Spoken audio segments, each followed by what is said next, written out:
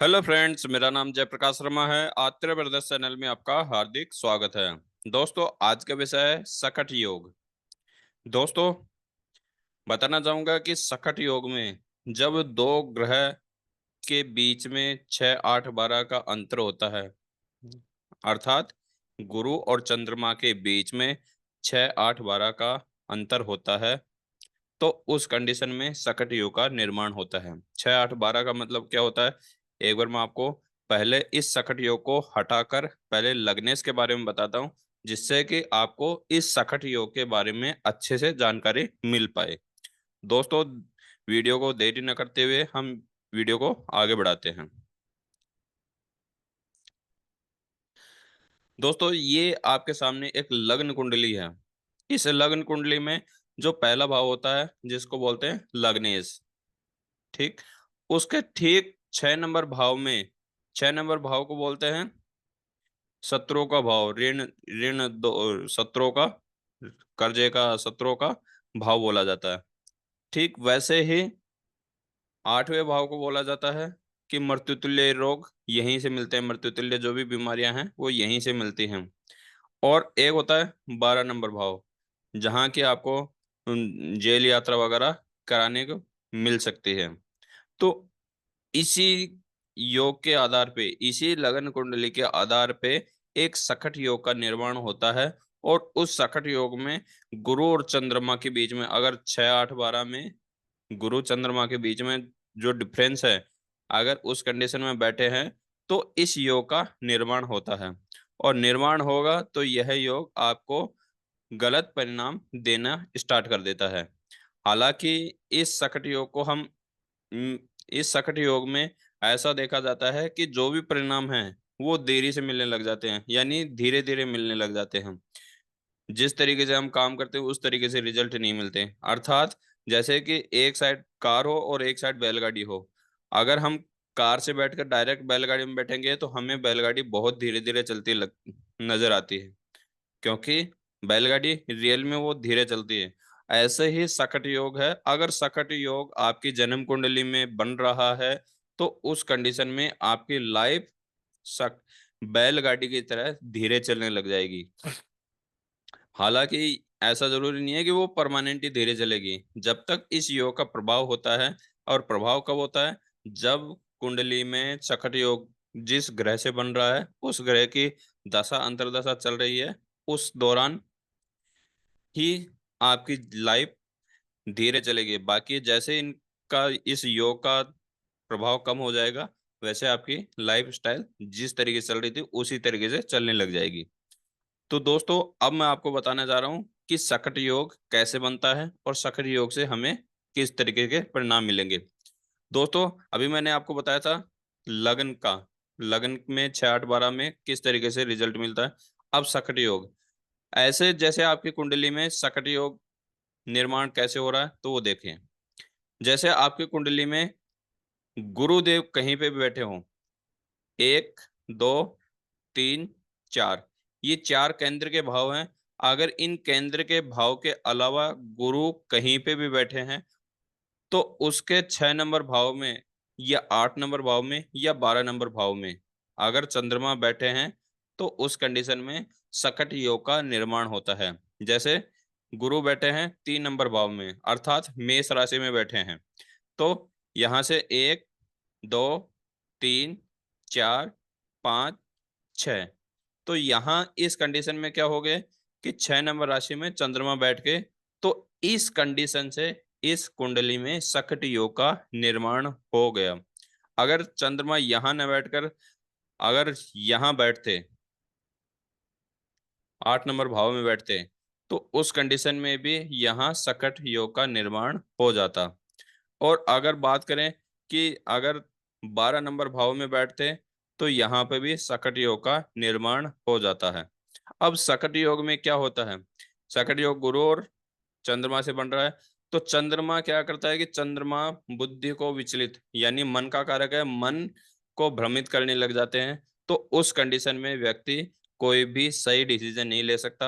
अगर डिसीजन ले भी लेता है तो उसको 10 मिनट बाद में उसके डिसीजन बदल जाते हैं, यानी मन विचलित हो जाता है।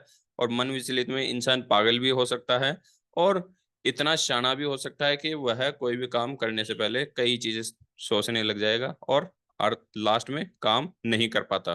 क्यों? क्योंकि उसके दिमाग में बहुत सारी चीजें घूमने लग जाती हैं, मन विचलित हो गया, ये समझो कुछ नहीं कर सकता। बात करते हैं गुरु। अगर आपकी कुंडली में ये सकट योग बन रहा है और गुरु देव जहां बैठे हैं, तो उस कंडीशन में हो सकता है कि आपका जो रिजल्ट आने वाला है, कोई भी आप एग्जाम दे रहे हो और उसका जो रिजल्ट आने वाला है आपके पक्ष में नहीं आ सकता।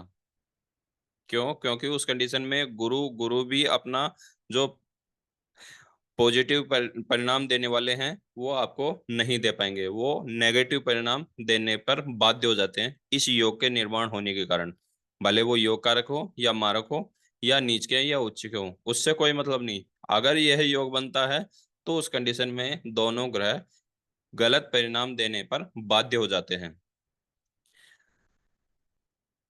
अगर गुरुदेव केंद्र में बैठ जाते हैं और उनके 6 8 12 के अकॉर्डिंग यह चंद्रमा बैठते हैं, तो उस कंडीशन में सकट योग नहीं बनता। क्योंकि गुरुदेव केंद्र में बैठ गए या चंद्रमा केंद्र में बैठे हैं और गुरुदेव कहीं बैठे हैं, तो उस कंडीशन में भी सकट योग का निर्माण नहीं होगा। सबसे मेन चीज इतना याद रखना कि गुरु जब केंद्र के बाहर बैठे हैं और उसके 6 8 12 के अंदर ये चंद्रमा बैठे हैं, तो सकट योग का निर्माण होगा, अदरवाइज नहीं होगा। और सकट योग में सबसे मेन रिजल्ट एक तो गुरु का मिलता है और दूसरा चंद्रमा का मिलता है। तीसरा, गुरु जिस भाव में बैठे हैं उस भाव का मालिक कौन सा है, उस भाव से रिलेटिव भी आपको परिणाम गलत ही मिलेंगे। जैसे मेष राशि में बैठे हैं, मेष राशि का स्वामी कौन है? मंगल देव, तो आपको बलहीन भी कर देंगे और आप बहुत ज्यादा मेहनत करेंगे और उसका रिजल्ट आपको बिल्कुल ना के बराबर मिलेगा। डिपेंड है कि गुरुदेव कहाँ बैठे हैं, तो उसके अनुसार रिजल्ट मिलता है। अब मेन चीज है कि सकट योग, सकट योग अगर आपकी कुंडली में बन रहा है तो उसका परिणाम कब मिलता है आपको?